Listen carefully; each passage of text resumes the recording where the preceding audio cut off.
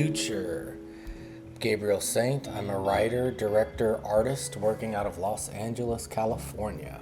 And today we're going to be doing automatic drawings. Today, to do our automatic drawings, I'm doing them in Photoshop. I'm not using any special brushes. I'm just using the standard brushes in Photoshop.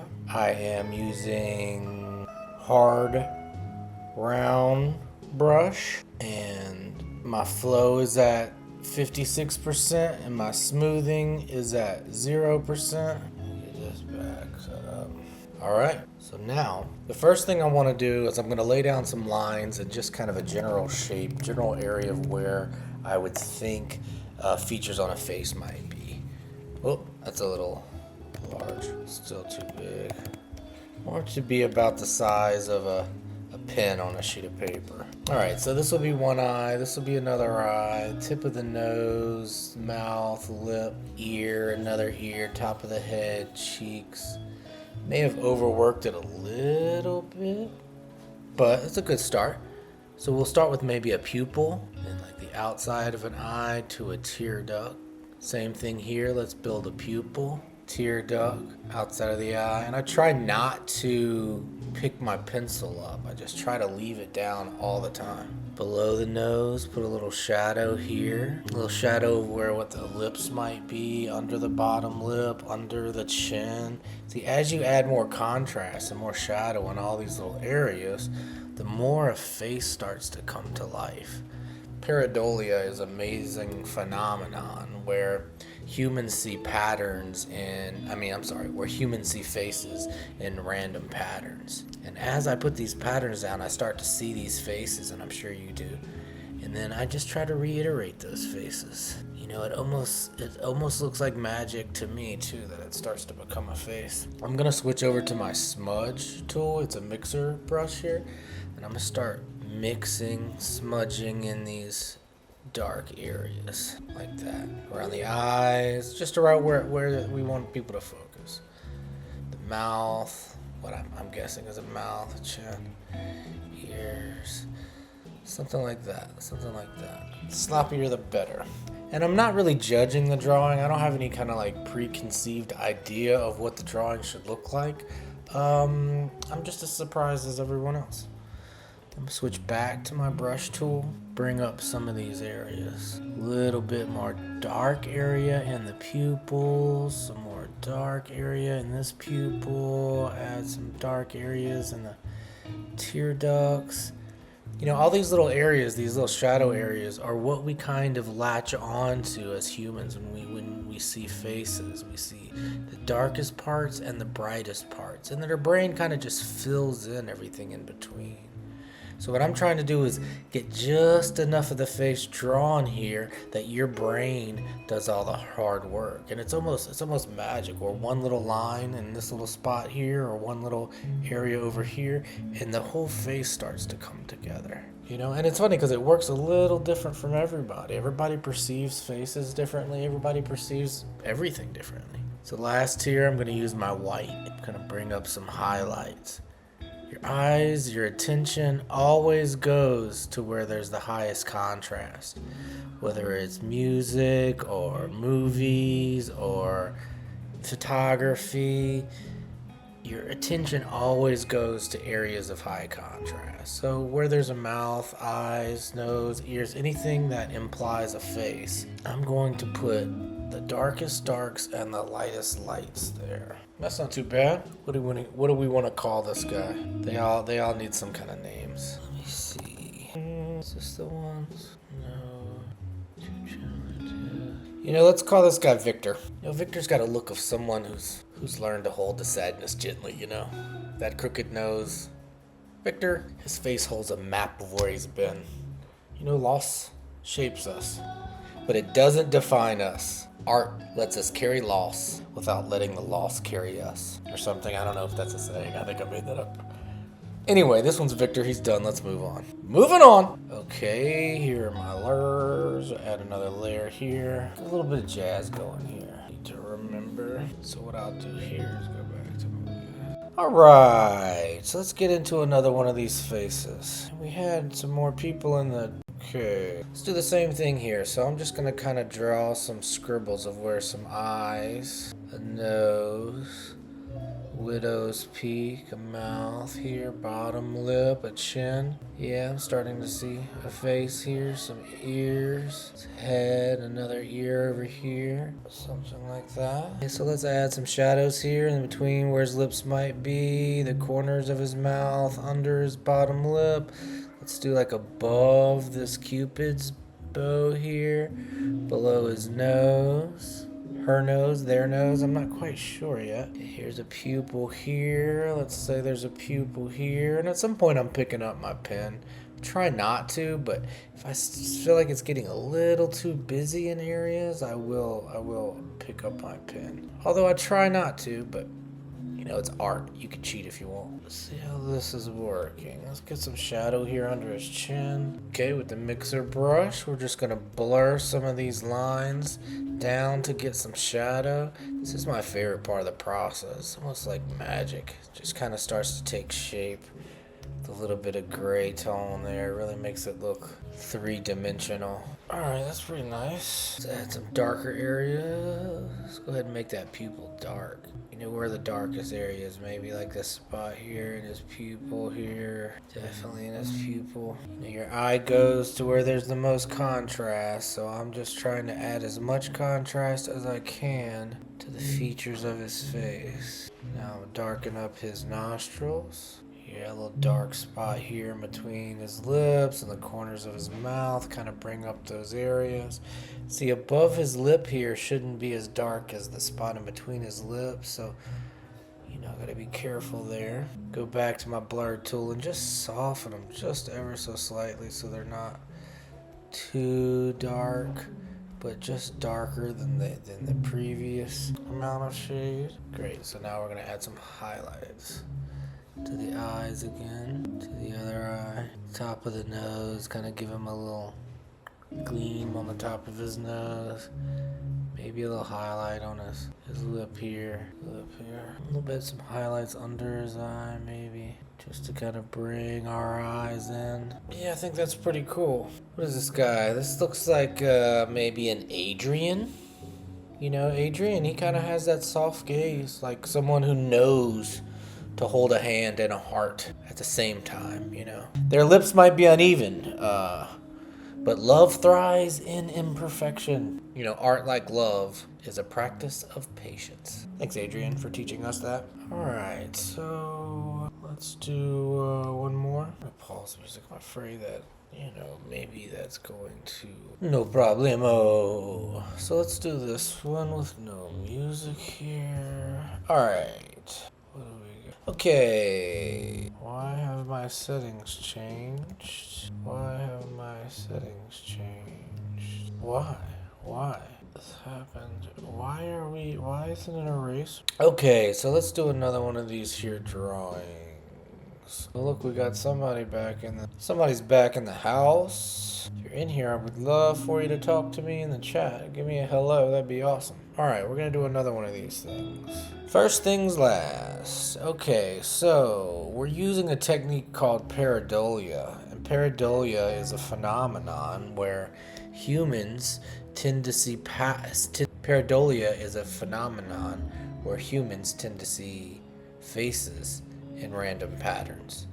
So what I do is I try to lay down some random patterns and then see a face in it. And whatever the face is, I just kind of try to reiterate it. Well, that one's wild. Okay, so, you know, you can kind of start to see what I did with some eyes. Let's start with some pupils here. Boy, this one's looking fun. Maybe we go way out here with the outside of this eye and in here, like really kind of stay true to some of these lines here. Just let it drive the composition. And under here is like a shadow of a nose. You know, and I'm not trying to dictate or predict what the drawing might be. I'm just trying to learn what it is at the same time that you are. You know, and I'll take some liberties here because I was kind of missing this top of a lip here. Just kind of wanted to add it in, and it wasn't there necessarily in my original squiggles, so I just cheated. It's art, we can do what we want. So now I'm kind of darkening this widow's peak here. Darkening right here this angel's bow. I can't even remember the name of this.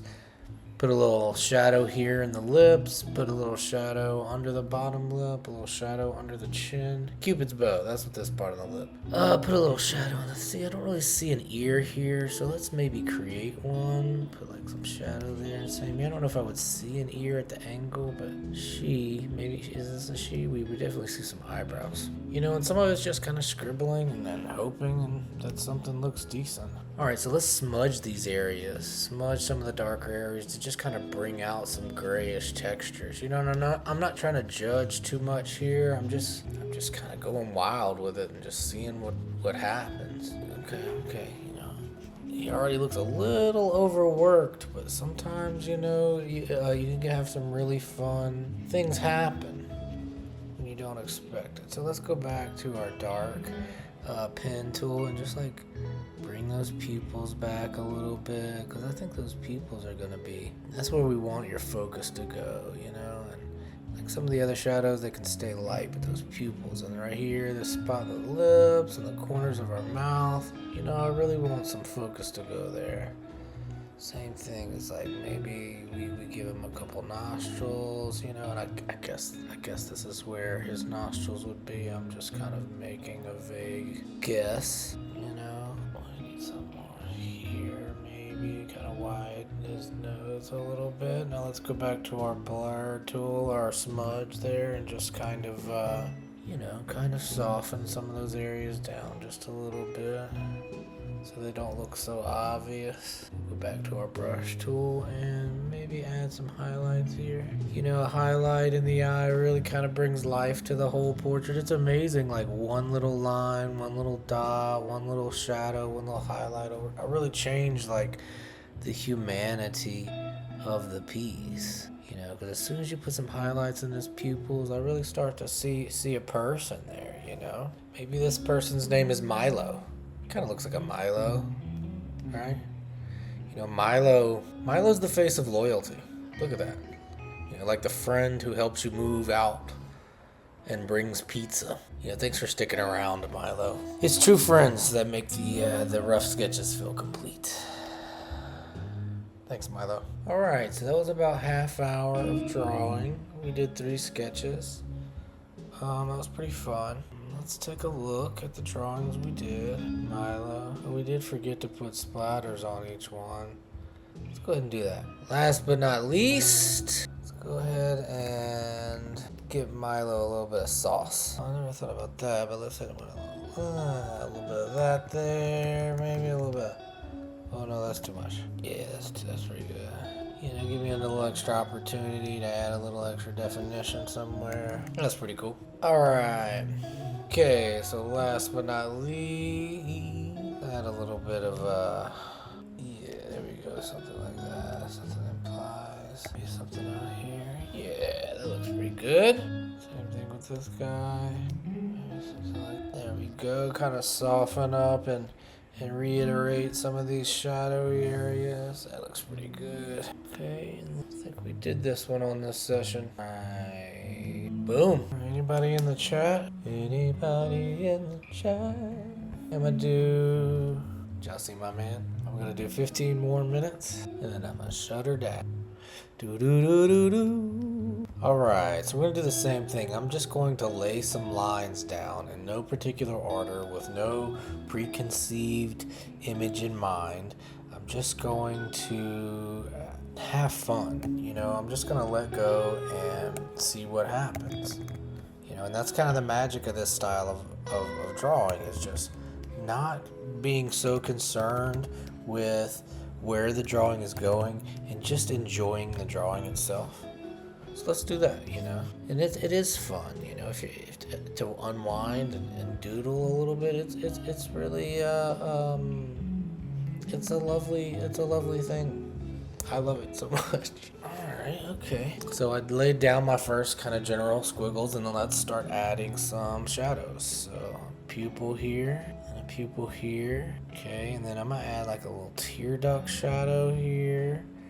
And then maybe the same thing, a little tear duct shadow here. You know, I know there's not a line here, but you know, that tear duct shadow just feels like it needs to be there. Okay, and then like look like we got a little shadow under the nose here. Go ahead and reiterate that area. You know, these look like our lips here. Let's do a little shadow in between the lips, shadows at the corners of his mouth. Maybe a shadow at the Cupid's bow here. Shadow under his bottom lip above his chin, I think, something like that. Let's go ahead and shade in what looks like could be his eyebrows, their eyebrows. Not really sure yet. Okay, so starting to see something there. Let's put another little shadow under the chin here.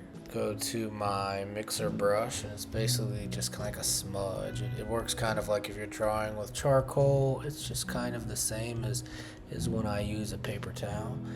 So when I smudge, I'm going to try to go in the direction of some lines that I've already drawn, you know, and it kind of gives a little bit of a third dimension to that line. It gives it a little depth, so I try to keep that in mind. And then when I'm smudging around here, I try to kind of keep in mind the bridge of the nose there, and kind of use that shadow, that smudging, to kind of bring out the bridge of their nose.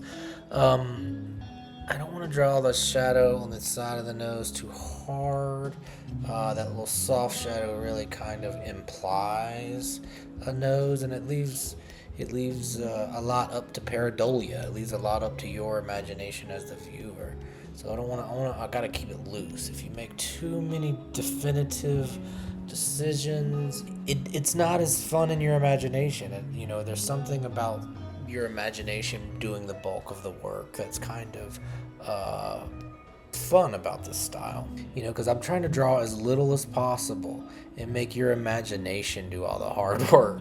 So really, you know, if you can see a face here, or you appreciate the face, like, thank you. I thank your imagination. Thank you, your imagination, because you're doing a lot of the hard work for me. Like, a lot of people, they get in there and they really draw all those details, and it's amazing. But you know what I'm trying to do here? What we're doing here is we're doing the bare minimum. We're measuring twice. We're cutting once. That's what we're doing. We're working smart, not hard. But it also, like, as a viewer, you know, when the picture isn't necessarily spelled out for you, but it's kind of implied. And sometimes the music is the same way. When music isn't so right on the nose, but it's kind of like subtle or implying something, or same thing like a message. If somebody's like telling you something, or has something they want you to believe in, or there's a message they're trying to get across, it's always nice to be subtle and somebody imply a message to you, and then you can take it or not. And what it does is it allows your imagination to make that leap. And that's what's fun about art, is what it does in your mind's eye, what it does in your imagination. Because these aren't faces. These aren't eyes. These aren't lips. This isn't a nose. It's just scribbles. I'm just scribbling. And for some reason, we're looking at this and agreeing that it looks like a face. But, you know, there is no face there. I'm just smearing scribbles around in Photoshop. And look, man, when you add these highlights in the eyes, it really brings them to life. Really feels like there's somebody behind those scribbles. God, it's amazing to me, you know, that I don't understand why it works, but it works. And there you go. Look at this fella. Look at this person. That's a handsome woman, I would say. I don't know. That's a nice face. That's a nice face. Huh. Okay. Oh no, did I copy the wrong one? All right, so I think this might be our last drawing of the evening, and last but not least, let's embellish with a little bit of some splatters. You know, this looks like, maybe this guy's name is Eli, something like that. Eli's eyes, you know. Eli's eyes carry the weight of loss. But, you know, his smile is a reminder that even broken things can shine. You know, it's not about perfection. He's got a little shine on his nose right there. Broken things can shine. Loss carves space for hope to grow. And Eli carves space for maybe like some better eyebrows next time. I'm sorry, my man Eli, that's the best I can do. We don't have time here. This is the type of art we're doing. It's fun. All right. I hope you've had a nice time. I hope you get to do some relaxing. If you've had a tough day, you've had a long week. I hope you are able to go home and do a little drawing maybe. Whatever it takes. If you've had a bad day at work, with your friends, with your family, just in general, you can go home and you can draw about it. You can take pictures about it. You can write a book about it. We'll see you later. Take it out on art, not yourself. Love y'all.